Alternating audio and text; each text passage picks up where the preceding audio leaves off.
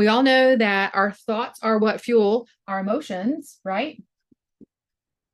So if we're having positive thoughts and thoughts that are serving us well, they're going to produce emotions that will serve us well.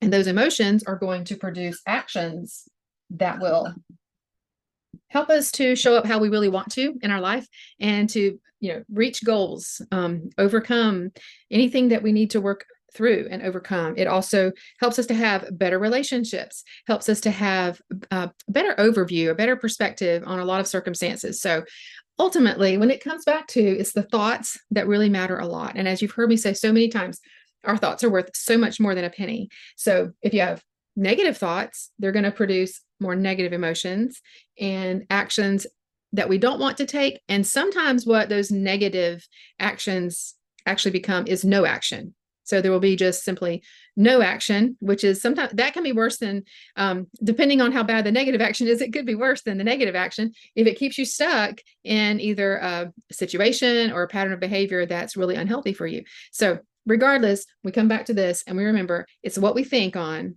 Okay. And there's so many scriptures that back this up. But the one that comes to my mind tonight is, as a man thinks in his heart, right? So is he.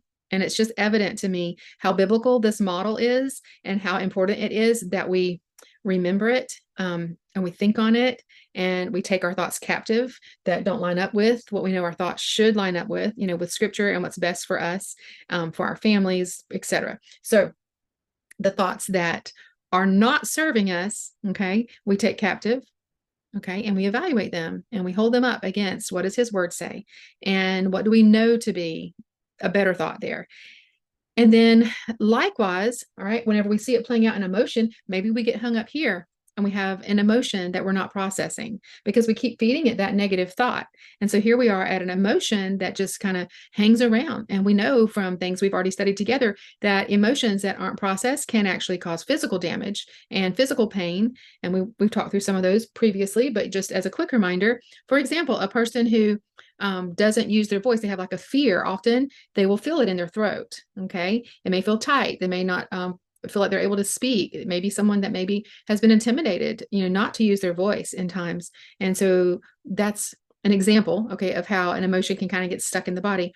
Another one, and this is very common. A lot of people struggle with some level of anger, and anger often gets stored in the liver and causes a lot of problems for people there.